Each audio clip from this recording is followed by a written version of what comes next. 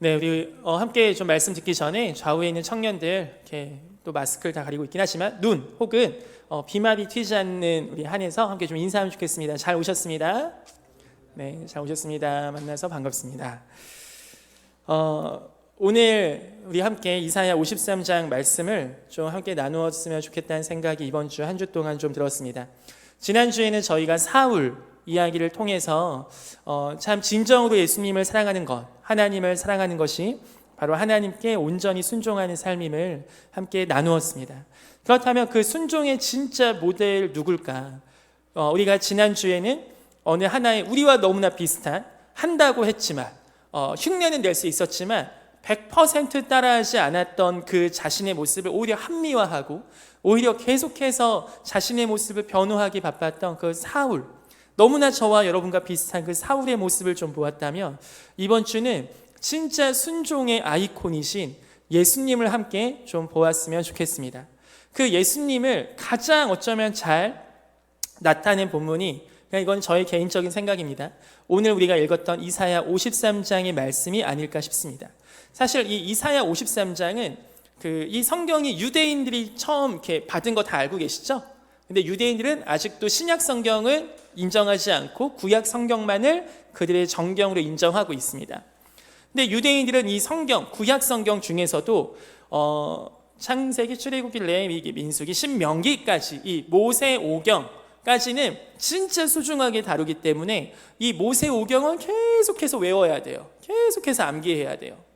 그 다음 이 모세오경과 비슷한 모세오경의 그 메시지가 이 선지서들 가운데 연결되는 그 성경 말씀을 또 굉장히 좋아합니다.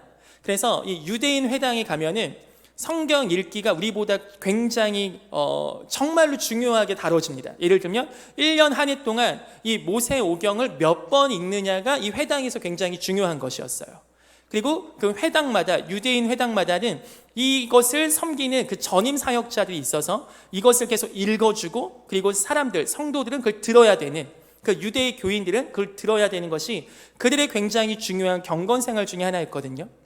그래서 모세오경은 한 패턴으로 그 시스템, 사이클이 돌게끔 돌고, 또 다른 사이클로 모세오경과 연관되어 있는 선지서들 말씀만 뽑아갖고 그것만 또 한 사이클을 돕니다. 그러니까 내가 유대인이야, 유대교를 믿어, 그러면 내가 회당을 가면, 그 회당을 가게 되면 거기서는 이 두 사이클, 성경 말씀을, 하나는 모세오경을 계속 읽는 사이클, 한쪽은 선지서에서 모세오경과 연관되는 그 말씀들을 계속 읽는 사이클을 계속 듣게 되는 거예요. 그러니까 유대인들의 그 하나님 앞에 그 경건 생활의 핵심은 뭐였냐? 말씀 읽는 거였습니다. 자, 여기서 우리 아멘 한 번 더 하고 넘어갑시다. 아멘. 지금 이거는 사실 기독교에서도 핵심은 무엇이냐면 말씀 읽는 것입니다.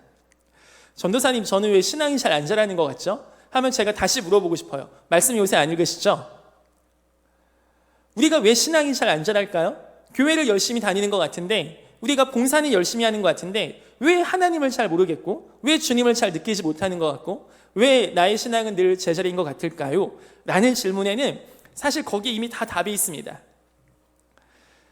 성경을 읽는 것만큼, 자기가 자기 입술로 목소리를 들으면서 읽는 것만큼 가장 빨리 신앙이 자라는 방법은, 이거는 제 개인적인 경험도 그랬지만 수많은 믿음의 선배들이 얘기할 때 없습니다. 단기 선교 가면, 수련회 가면, 물론 그때는 한번, 이게 이런 표현이 좀 웃기지만 맛있는 것을 외식하는 거예요. 요새야 이제 외식 문화가 거의 맨날 밥을 거의 외식처럼 하듯이 살지만, 근데 원래는 외식은, 또 옛날 얘기해서 죄송합니다, 어렸을 때는 진짜 한 달에 한 번 딱 아버지께서 고기 사오셔서 고기 구워 먹으면 너무 행복했던 날이었죠. 딱 한 달에 한 번 치킨 먹으면 너무 좋은 날이었어요. 돈가스 외식하는 날이다, 너무 기뻤었죠. 네, 이 얘기에 웃음이, 미소가 지어지시는 분들이 바로 아마 저와 비슷한 나이대인 것 같아요. 근데 우리 아마 지금 우리 20살 우리 청년들, 그게 무슨 말이에요 할 거 아니에요. 돈이 없어도 우리는 아메리카노는 먹을 수 있잖아요.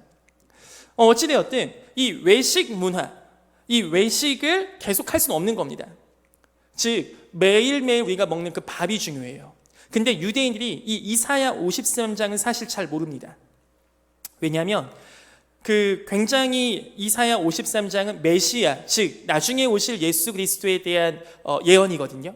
근데 그들이 모세오경과 연결되거나 이 메시아와 연결된 말씀들은 이렇게 계속해서 읽어야 되는데, 그 읽어야 되는 그 사이클 속에서 이사야 52, 53, 54장은 빠져 있습니다. 그래서 유대인들은 이사야 53장을 굉장히 잘 모릅니다. 그리고 이사야 53장을 유대인 랍비들에게 가서 해석해달라고 하면은 난해 구절이라고 얘기합니다. 그게 왜 그러냐면 보세요.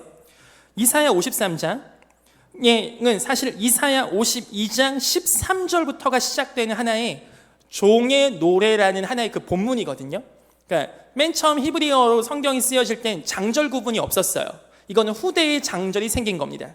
원래는 이사야 52장 13절부터 종의 노래라고 시작되는 부분인데, 보라 내 종이 형통하리니, 여기서의 종은 시간이 없으니까 나중에 하나님께서 보내실 메시아를 얘기하는 겁니다. 그래서 메시아에 대한 기대감이 가득 차 있는 거죠. 이분이 누구실까? 이분이 누구실까 하는데 이상한 장면이 시작합니다. 53장 2절 가보세요. 52장 15절 먼저 가보죠. 그가 나라들을 놀라게 할 것이며 왕들은 그로 말미암아 그들의 입을 봉하리니 이는 그들이 아직 그들에게 전파되지 아니한 것을 볼 것이요 아직 듣지 못한 것을 깨달음이라. 왕들이 놀란대요. 나라들이 놀란대요. 그만큼 이 열방을, 지금 이 이사야는 예수님 오시기 700년 전의 인물이거든요. 이 700년 전의 인물이 예언을 하고 있는 거예요. 이 당시 유다가 애굽이나 당시의 제국 아수르 이런 데보다는 센 나라가 아니었습니다. 그런데 그 나라들도, 그 제국들도 놀란다는 겁니다. 마치 한국에 누군가가 일어났는데 미국이 그 앞에 꼼짝 못할 것이요 중국이 그 앞에 무릎 꿇을 것이다, 이런 식처럼 이스라엘이 강한 나라가 아님에도 불구하고 이스라엘의 한 종이 일어나면 이 종이 나라들을 굴복시킬 것이라는 굉장히 희망적인 메시지가 시작되는 거죠. 아마 이 부분만 있었으면 유대인들은 굉장히 좋아했을 겁니다. 왜냐하면 그들이 원했던 메시아는 다윗 왕 같은 창창창에서 세계를 정복할 수 있는 그런 왕이었을 테니까요.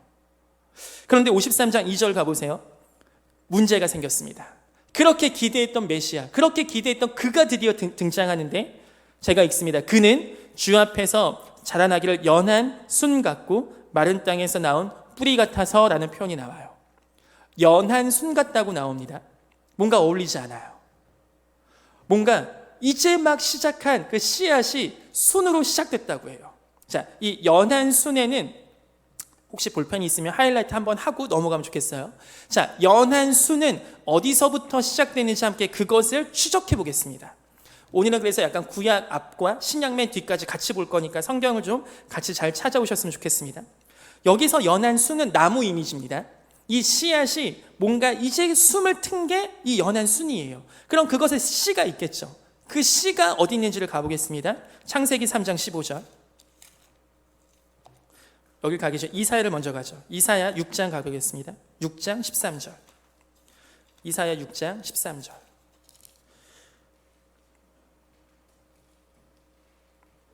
이사야 6장 13절입니다. 제가 읽습니다.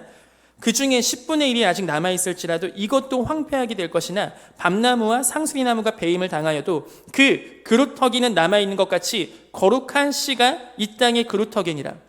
이 이사야 초반부는 유다 왕국이 나중에 멸망할 것에 대해서 얘기가 나와요. 그러니까 유다 왕국이 점점점 힘이 약해질 것을 예언하는데, 얘들아, 이사야가 얘기하는 겁니다. 하나님께서 이사야를 통해서 얘기하시는 거예요. 그러나 망하지 않는다. 왜냐? 그루터기가 남아있는데, 나무가 배임을 당했을 때 그 밑둥, 그루터기는 남아있는데 그것이 거룩한 씨가 되어서 남아있을 것이라고. 그러니까 그 거룩한 씨가 남아있다는 그 이사야 6장의 이 씨가 이 53장에 가서 드디어 순이 난 거예요. 그럼 이 씨는 또 어디서 나왔냐? 창세기 3장을 가보겠습니다. 창세기 3장 15절. 여기서의 그 씨가 어디서 나왔냐면 15절 가보겠어요. 창세기 3장 15절. 구약성경 4페이지입니다. 제가 읽습니다. 내가 너로 여자와 원수가 되게 하고 네 후손도 여자의 후손과 원수가 되게 하리니 여자의 후손은 네 머리를 상하게 할 것이요 너는 그의 발꿈치를 상하게 할 것이라. 여기서 후손이라는 단어는 한국말로 번역할 때 후손이라고 했지, 원래는 히브리어로 하면은 씨입니다. 그러니까 째라라고 써 있거든요. 째라. 아까 이사야 6장 13절도 째라였어요. 그 째라가 어디서 등장하는 째라냐면은 유대인들은 정확히 알아요. 그 째라라는 단어를 들을 때마다 유대인들은 가슴이 뛰어요. 왜냐하면 창세기 3장 15절 바로 여자의 씨, 이 후손이 결국은 이기게 하실 거라는 그 복음의 약속, 믿음의 약속이, 메시아에 대한 약속이 창세기 3장 15절부터 시작한 씨, 째라거든요. 그 째라가 이사야의 입을 통하여 다시 한번 선포되는 겁니다. 거룩한 씨가 남을 거라고. 그 중간 과정도 다시 한번 볼게요. 창세기 22장 17절 갑니다. 아담과 하와에게 여자의 후손, 그 씨에 대한 이야기를 흘러왔는데 그것이 누구에게까지 이어졌냐면 22장 17절 제가 읽습니다. 내가 네게 큰 복을 주고 네 씨가 크게 번성하여 하늘의 별과 같고 바닷가의 모래와 같게 하리니 네 씨가 그 대적의 성문을 차지하리라. 자, 여기서 아멘 합니다. 아멘. 이 째라가 계속 등장하죠. 창세기 22장은 아브라함이 이삭을 하나님께 바치던 그 장면이에요. 하나님이 너무 기뻤어요. 그 네 씨가 대적의 성문을 차지한다. 누구십니까? 결국 나중에 오실 예수 그리스도에 대한 그 이야기거든요. 창세기 3장에서 시작한 그 씨앗이 이제는 아브라함의 씨를 통해서 그것이 점점 더 확장돼 가고 있습니다. 이사야 11장 또 이번에 가보겠습니다. 이사야 11장 10절 제가 읽습니다. 이사야 11장 10절 그날에 이새의 뿌리에서 한 싹이 나서 만민의 기치로 설 것이요 열방이 그에게로 돌아오리니 그가 거한 것이 영화로우리라.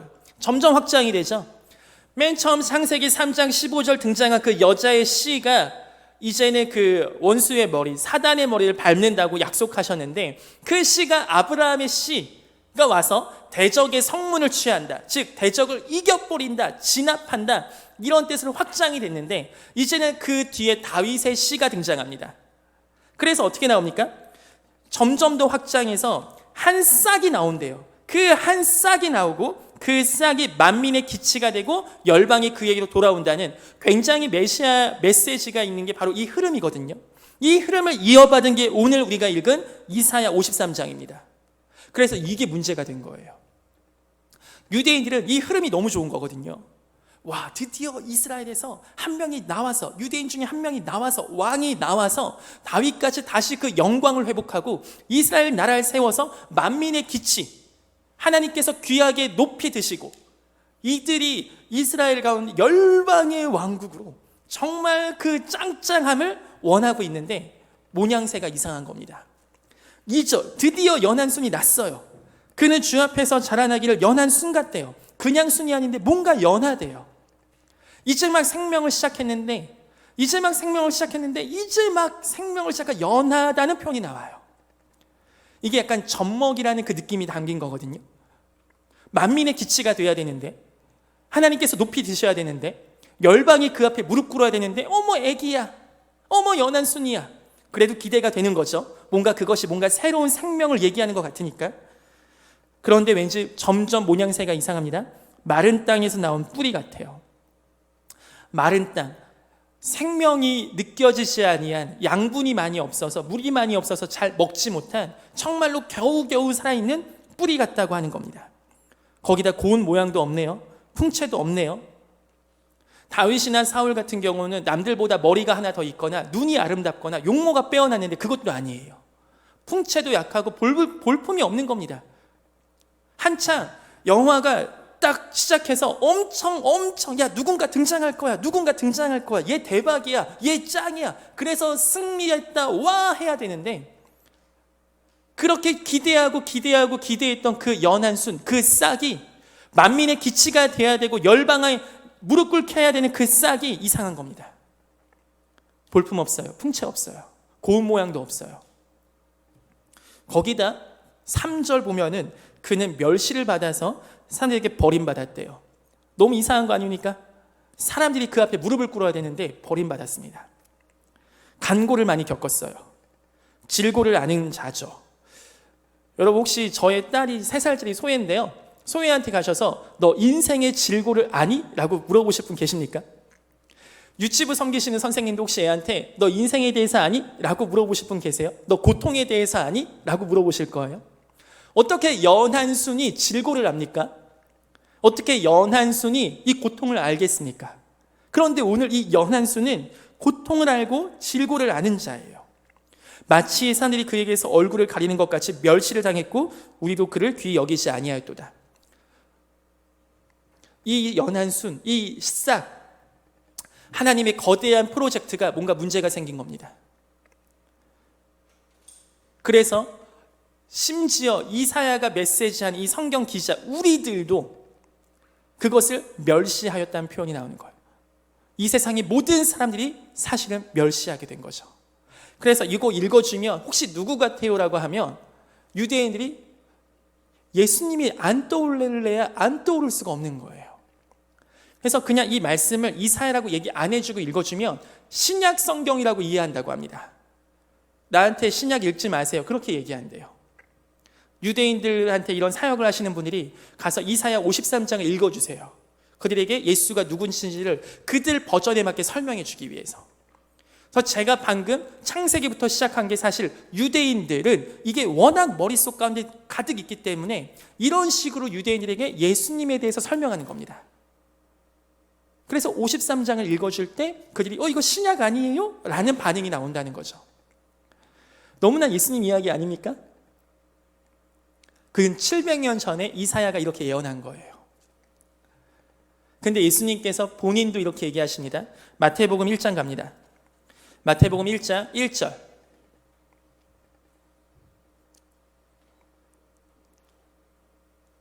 마태복음 1장 1절. 제가 읽습니다.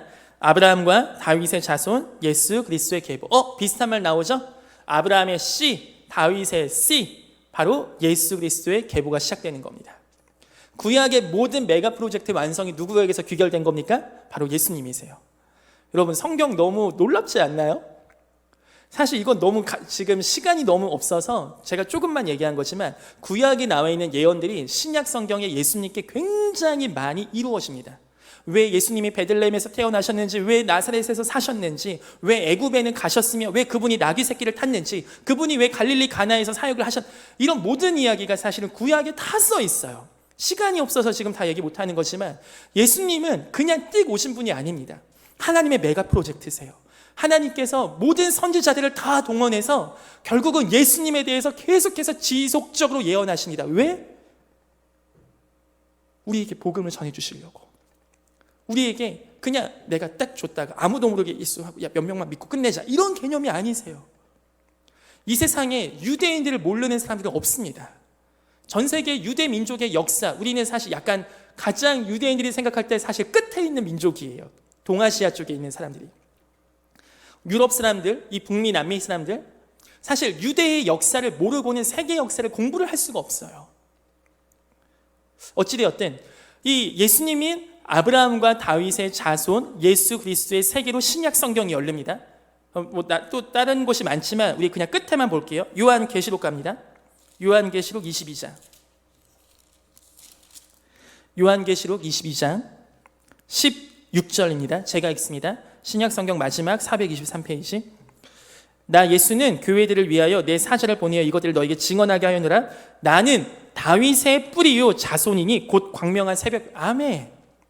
예수님 본인이 자기 계시하는 겁니다. 마지막에 성경 끝 어떻게 내십니까? 내가 다윗의 뿌리고 내가 다윗의 씨앗이다. 구약에서부터 시작한 그 유대인들이 그동안 계속하여 믿어왔던 그 씨, 그 순의 이야기가 예수님 자기 자신이라고 마지막 정리해 주십니다. 그게 바로 오늘 우리가 읽는 연한 순의 이야기예요. 이사야 53장. 자, 4절 갑니다. 그는 실로 이때부터 뭔가 분위기가 전환돼요. 야, 쟤 왜 그래? 뭐야, 쟤 맞아? 쟤가 메시아야? 쟤 왜 저렇게 생겼어? 하는데 그 왜 저렇게 생겼는지가 4절부터 설명이 되는 겁니다. 이제부터 이해가 되는 거예요. 그는 멸시를 받아, 그는 실로 우리의 질고를 지고 우리의 슬픔을 당하였거늘. 그가 왜 지금 질고를 합니까? 그가 왜 지금 멸시를 받습니까? 그가 왜 그렇게 생겨 먹었습니까? 그가 왜 풍채가 없습니까? 그가 왜 고운 모양이 없습니까? 우리의 질고를 지느라 그가 지금 없는 겁니다. 그가 왜 지금 망했습니까? 그거에 멸시받습니까? 그게 바로 우리의 질고 때문이라고 조금씩 이해가 되기 시작하는 겁니다. 이게 바로 은혜 받고 있는 거예요, 지금. 우리 이곳에 있는 우리 한가람 청년부, 우리 청년들 정말 은혜 받으시길 소망합니다. 그때부터가 은혜가 시작돼요. 예수님 이 땅에 왜 오셨어요? 아, 나 때문이구나. 예수님 왜 그렇게 하셨어요? 아, 나 때문이구나. 우리가 언제 철들죠? 아빠 머리가 왜 그렇게 빠졌어? 아, 나 때문이구나. 엄마 그 손이 왜 그래? 아빠 왜 허리가 굽었어? 아빠 왜 옛날보다 키가 줄었어? 아빠 왜 팔씨름해서 나한테 져? 언제 그렇게 아빠 엄마가 왜 그러지? 아, 그게 나 때문이구나 라고 할 때가 우리가 부모님께 철 들어가는 때거든요. 예수님 왜 그러십니까? 예수님 왜 그러셨습니까? 그게 나 때문이구나. 바로 예수님이 우리의 질고를 가져가시기 때문에 연한 순 같은 그분이 모양새가, 그분이 왜 멸시받으셨냐면 바로 이러한 맥락에서 우리 예수님께서 멸시를 받으셨습니다. 4절 중간, 우리는 생각하기를 그는 징벌을 받아 하나님께 맞으며 고난을 당했다. 그가 잘못했기 때문에, 그 사람이 잘못했기 때문에 십자가에서 죽은 거죠. 우리는 그렇게 생각했다는 거예요. 그런데 5절, 이거는 우리 함께 읽죠. 이 5절 말씀이 이 본문에서 가장 중요한 말씀이에요. 함께 읽습니다. 시작. 그가 찔림은 우리의 허물 때문이요 그가 상함은 우리의 죄악 때문이라.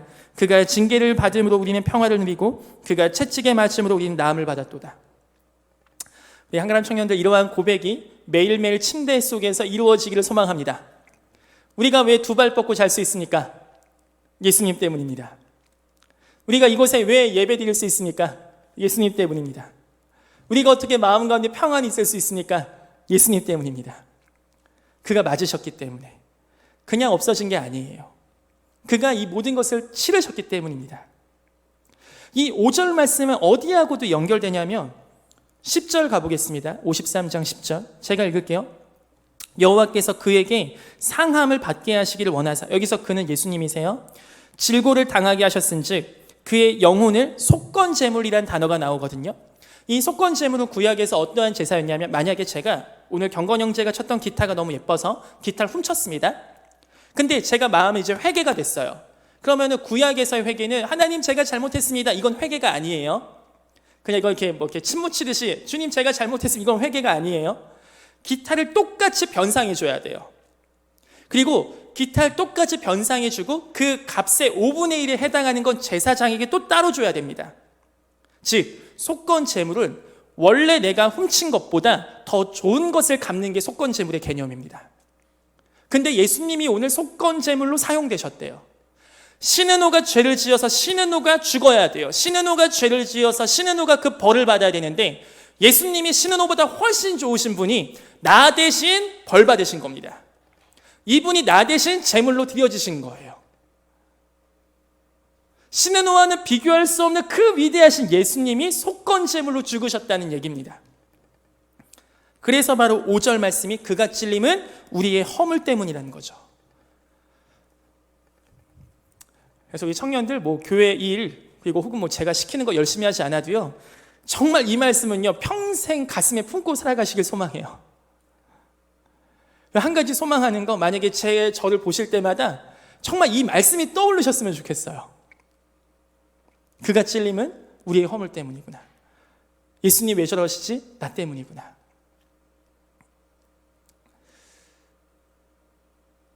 그러니까 우리 예수님 참 좋으신 분이죠. 이분이 우리의 하나님이 되시고 이분이 우리의 친구가 되주신대요. 이 말씀을 묵상하다가 제가 이번 주에 되게 생각나는 친구, 군대 동기가 한 명 있었습니다. 그래서 벌써 제 친구가 이제 소령이 됐어요. 원래는 군대에 있을 때는 대위만 해도 진짜 아저씨 느낌이 났는데 어느새 제 친구가 소령이 됐죠. 그 친구한테 전화했습니다. 왜냐하면 그 친구하고는 군대 동기 때 이제 회식 자리에서 저희 지휘관이 저한테 술을 마시게 하려고 계속 이제 하다가 마지막에 혼을 내려고 너 왜 안 마시냐? 라고 이제 저한테 약간 야단을 치려고 하는 그 순간, 그 옆에 있던 그 친구가 신노중이가 지금 제가 알기엔 몸이 너무 안 좋아서 요새 병원을 갔다 과로하는 것 같습니다. 제가 대신 마시겠습니다 하고 벌주를 그 친구가 많이 마셨어요. 그래서 그 상황이 모면이 됐습니다. 그래서 그 친구가 그 회식 자리가 끝나고 속이 아픈 거죠. 고생하는 거죠. 그럼 제가 그걸 보고 너는 왜 술 많이 마셔서 그렇게 고생하냐? 라고 얘기하겠습니까? 지금도 생명의 은인이라고 너무나 존경하는 친구 중에 한 명이에요. 교회를 안 다님에도 불구하고. 그냥 그 마음이 너무 감사하니까. 제가 평소에 그 친구한테 예수님에 대해서도 얘기하고 내가 이렇게 복음에 대해서 내 인생의 변화에 대해서도 얘기하고, 물론 믿든지 안 믿든지는 결국은 그 친구 안에 하나님의 역사가 필요하겠지만 어찌되었든 그 친구가 너무나 기억나거든요. 그럼 그 친구는 왜 그렇게 됐습니까? 저 대신에 대리적 고난을 받은 겁니다.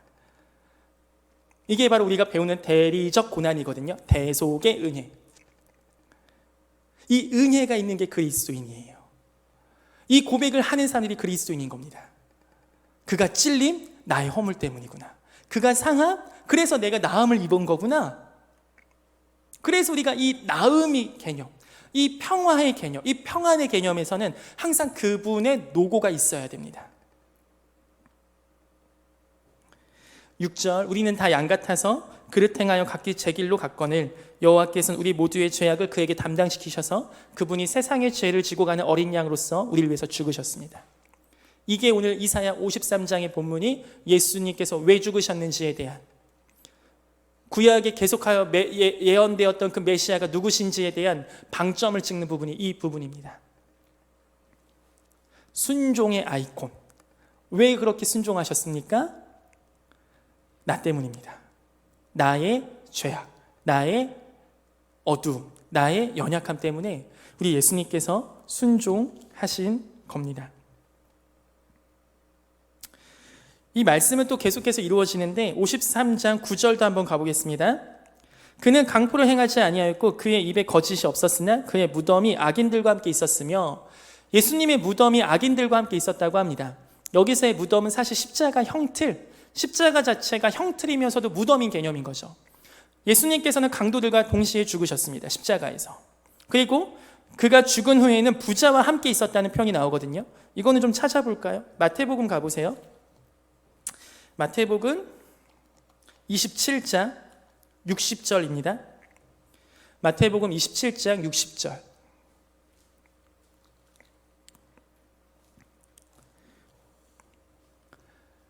우리 함께 읽어볼까요? 시작. 바위 속에 판 자기 새 무덤에 넣어두고 큰 돌을 굴려 무덤 문에 놓고 가니. 여기서 누구냐면 아리마대 사람 요셉이라고 하는 부자거든요. 이 부자가 예수님 죽고 나서 가서 시체를 가져다가, 이 당시의 무덤은 우리처럼 그냥 산소 하나 하는 게 아니고 동굴을 크게 팝니다. 그리고 그냥 거기 제가 죽으면 제 아들도 거기 묻히고 제 아버지도 거기 묻히고 그냥 마치 거기 계속 있는 거예요. 그러니까 조상의 무덤이 곧 나의 무덤이 그런 개념입니다. 이해가 되시죠? 그러니까 자기 무덤이 있어요. 자기 새 무덤.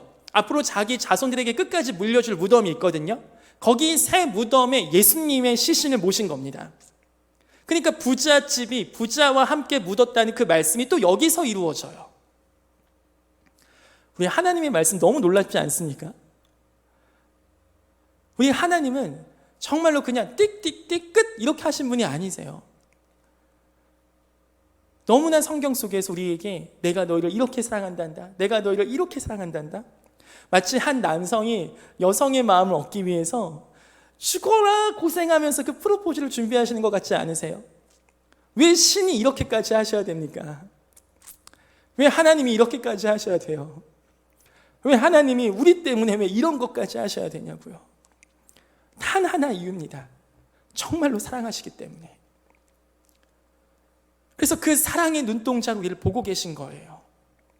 그 사랑의 눈동자로 우리에게 오늘도 예배에 나온 우리를 축복하고 좋아하고 하신 겁니다. 그래서 너무나 사랑해서 예수님이 그렇게까지 순종을 하신 거고요. 우리가 그러한 순종하신 예수님이 우리 마음 가운데 계속하여 살아계시고 우리를 사랑하시는 것을 평생 살면서 믿음으로 고백하며 감사한 우리 청년들 되시기를 소망합니다. 우리 좌우에 계신 청년들 좀 함께 믿음으로 권면하면 좋겠습니다. 순종합시다. 네, 다시 한번 순종합시다. 우리가 이러한 예수님의 사랑으로 마지막에 좀 적용해봤으면 좋겠습니다. 우리가 이 사랑을 아는 자들이라면요, 예수님께서는 근데 여기서 끝내지 않고 내가 너희를 보낸다 라고 표현하셨어요. 아버지께서 나를 보내신 것처럼 나도 너희를 보내는데, 내가 너희를 보내는 것은 마치 어린 양을 이리 가운데 보내는 것 같다라고 얘기하셨습니다. 그 얘기는 뭡니까?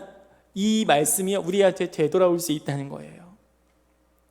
우리가 연한순 같은 그런 메시아적 이미지는 아니지만, 우리가 그들 때문에, 우리를 멸시하는 자들 때문에, 원수들을 위해서도, 우리를 저주하고 싫어하는 자들을 위해서도 축복할 수 있고, 우리가 그들을 위해서 사랑할 수 있는 순종의 힘이 여기서 다시 나오는 겁니다. 여러분, 이거는 진짜 힘든 거죠. 나를 좋아해 주는 사람은 우리가 좋아할 수 있지만, 나를 싫어하고 나를 저주하는, 지금 교회를 많이 욕하는 세상을 향해서 우리도 똑같이 욕하고 싶은 거죠. 우리도 자기 변호 잘하고, 우리도 우리의 이유를 잘 방어적인 시스템을 구축해서 더 이상 욕하지 못하게 그 입을 막고 싶은 거죠. 그런데 예수님은 너무나 놀랍게 멸시를 당하시면 멸시를 당하세요.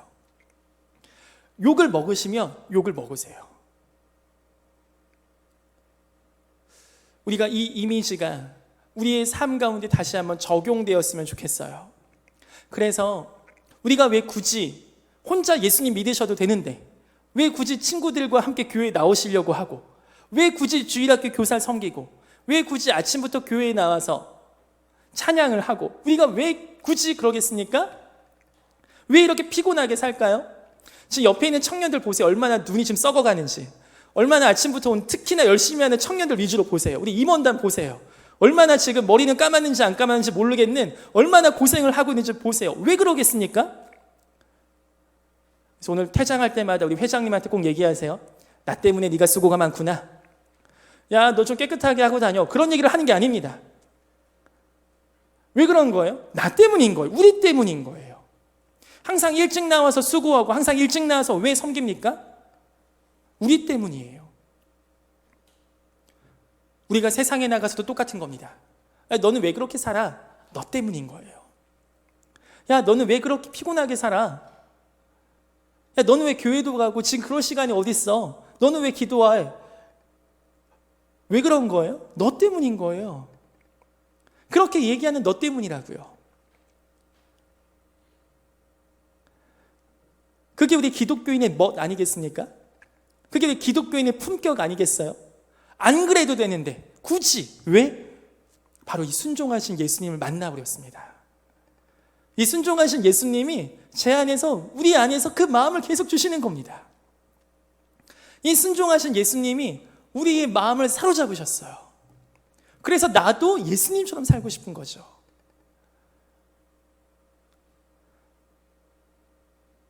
억지로 누가 시키지 않아도 이러한 순종의 길을 계속 걸어갈 수 있는 삶이 얼마나 멋있습니까? 이 시대에 정말 그러한 청년들이 일어나기를 소망합니다.